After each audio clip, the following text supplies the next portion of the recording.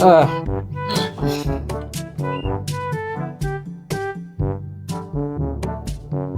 Hoy!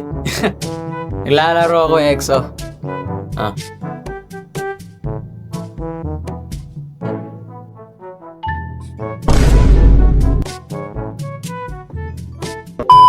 So hello guys, welcome to another video, and ngayon is magre-reaction video tayo sa output namin sa TV Broad Filipino. Yes, sumali kami ng DSPC noong November 12 to 14 doon sa Kabukgayan, Biliran.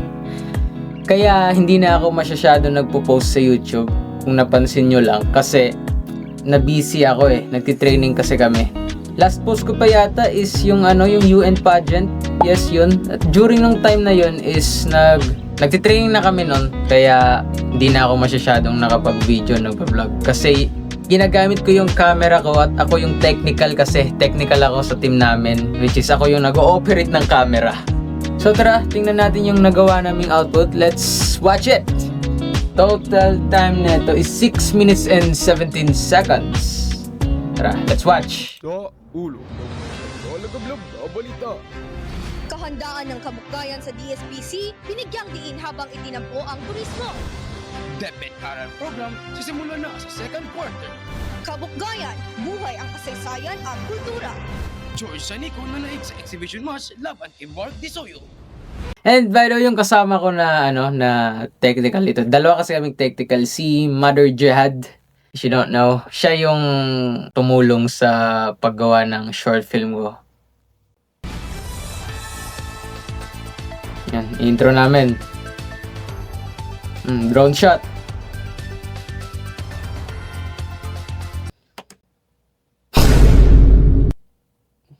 Anong stance yan, boy? Men!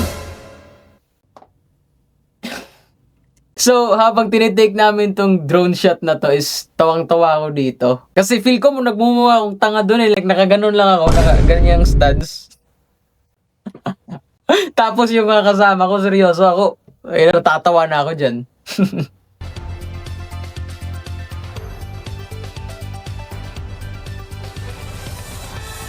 Male and female anchor namin. Wow! Wow! Mafia ka, boy. Init pa dyan, tingnan yung mukha ko. Naiinitan na yan, parts. Tapos mahangin ba yan? Kaya, yung buhok ko. O, tara, tingnan natin na. Boy! May pa ganun pa talaga. Esports? Esports to?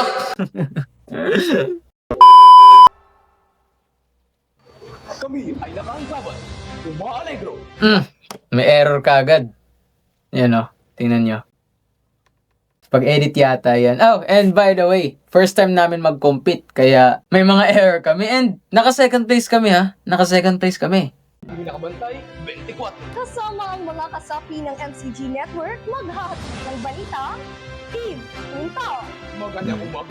Punto. Umaga, Kabukgayan. Bayan galing. At ako naman si May Badina. Nasuula. At naghahatid ng mga preskong balita para sa Team Punto.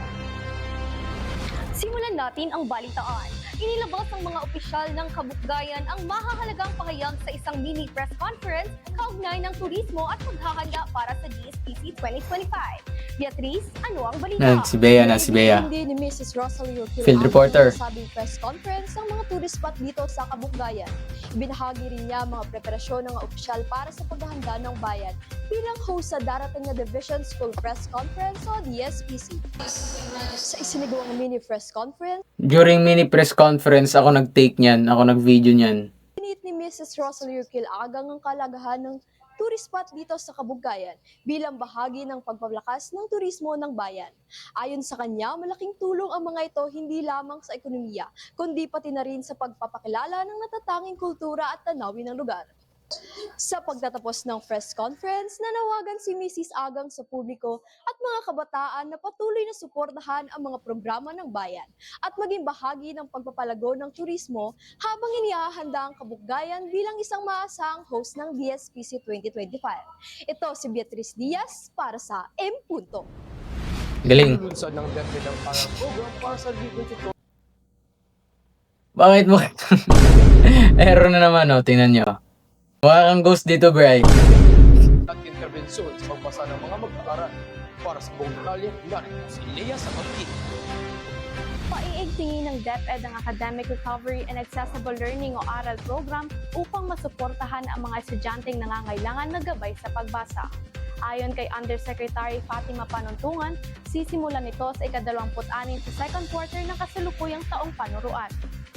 Saklaw ng programa ang mga mag-aaral mula kinder hanggang grade 10 na nangangailangan ng dagdag na tulong sa pagbabasa. Magkakaroon ng libreng tutorial at reading intervention sa lahat ng paaralan sa bansa. Layunin ng ARAL program na mapabilis ang pag-unlad sa pagbasa at maisaayos ang pundasyon ng pagkatuto ng mga mag-aaral. Ako si Isanya Duterte, nag-uulat para sa Impunto. Okay, goods. Natin ang bayan ng Kabukbayan. Ito, si Ate Lea yung showbiz anchor namin. Yan. Sumasalamin ng mayamang kasaysayan, kultura at likas na yaman. Ako si Lea Sabagkit para sa kwento. Sa isla ng Biliran, matatagpuan ang bayan ng Kabukbayan, isang lugar na mayaman sa kasaysayan at kultura. Dati itong tinawag na Esperanza dahil sa masaganang ani ng palay, mais, abaka at iba pang pananim na nag-aakit ng maraming pamilya na minirahan dito. Ang pangalan nitong Kabukbayan ay hango sa saganang kabibe o bukgay sa ilog, simbolo ng yaman ng kalikasan at kabuhayan ng mga tao. Kilala rin ang bayan sa paggawa ng bulad at tradisyong lubyaw bugkay na nagpapakita ng matibay na ugnayan ng komunidad sa dagat at kalikasan. Sa bawat sulok ng Kabukbayan, mas na yaman na pinunod sa okay. katahaning identidad ng bayan. George Sanico na sa exhibition Exhibition match. match. At Ibark Disoyo. Ano, may pa, ano pa kami? Weather forecast. Uy, isa, napansin ko ang bilis. Okay, ito. Devcom namin. Ako gumawa nito, ako nag-edit nito. Kasi, ang dami na kasing ine-edit nung ano namin, nung isa naming technical. So, bali ako na lang gumawa ng Devcom. Which is, hindi naman siya maganda and hindi naman siya pangit, no? Parang nakulangan lang ako kasi, ano na naghahabol na kasi kami ng oras nito. Parang yung time na gawin namin ito is, we only have like, siguro mga ano na lang, 1 hour, 30 minutes. Kaya, yeah, medyo binilisan yung paggawa. Pero, let's see. Kung natapos yung research natin, ginamit mo ba ng AI? Oo, pero hindi para kopyahin. About Ginamit AI. ko lang siya para Yung makita Devcom ng mga namin. bagay na hindi ko pa naiintindihan. Ay, nice! Ako naman kagabi nagpagawa ko ng reviewer sa math. Mas lalo ko naintindihan yung lesson. Ganda, di ba? Basta kapag ginagamit ng tama, may natututunan talaga. Gamitin ang AI bilang gabay para mas lumalim ang ating natututunan. Hindi para gawing shortcut para mandaya. Tama! Kapag responsable ang paggamit, AI becomes a partner for learning. Rinig yun, kids. Use AI for learning and not for shortcut. Yeah. Yan na. Nagbabalik ang Impunto. George Sanico, pinabagsak ang top mga atleta sa Ibark Disoyo. Naalala ko during live showing nito, yung pinapakita na lahat ng mga outputs namin sa TV Broad. Yung mga coach namin sinasabihan si Brian na, Bri, yung mukha mo kailangan ganyan din na pagdating sa eskwelahan. Seryoso kasi, tingnan nyo. Domina ni George Sanico ang laban kontra Ibro ang qualifier na si Mark Disoyo nitong Webes, ika-13 ng Nobyembre sa Kabukbayan, Biliran. Matapos ipamalas ang malakidlat na atake na naging susi upang humina ang depensa ng kalaban na siyang nagbigay ng tensyon sa mga manonood. Sa larong arnis kategoryang combat, pinangunanahan ni George Sanico ang laban sa iskor na 2-1 kung saan pinakitaan ito ng malilinis na witik at palo dahilan upang matalo ang kapwa-atletang katunggali sa loob ng 3 rounds. Ayon kay Sanico, mahalaga ang Uy, ano yun? Feel ko na open yata nila yung isang pair ng mic. Kaya, may error, wait. Ayon kay Sanico, mahalaga ang masigasig Na-on to nila. Na-open nila yung isang mic kasi 2 pair kasi to. Yan, kita niyo yan. Yan yung ginamit namin. Na-open yata nila yung isa kaya may error na sound. na pagsasanay at araw-araw na ehersisyo upang patuloy na paghusayin at paunlarin ang galing sa laro. Ako si Isanya Duterte, nag-uulat para sa Impunto. At dito nagtatapos ang aming bata. Mukhang ghost na naman sila dito, mga kaluluwa. Isang dala ng ating mga kababayan ay hindi mapapantayan.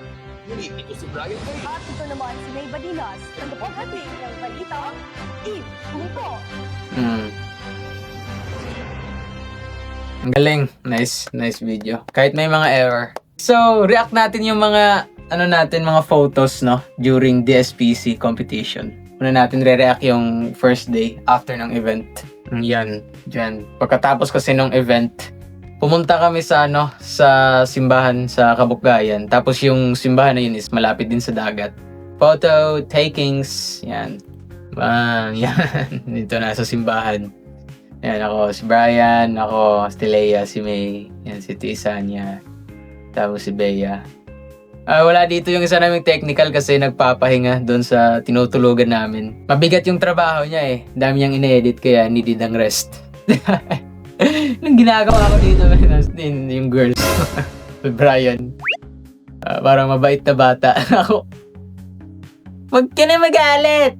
Oh my God.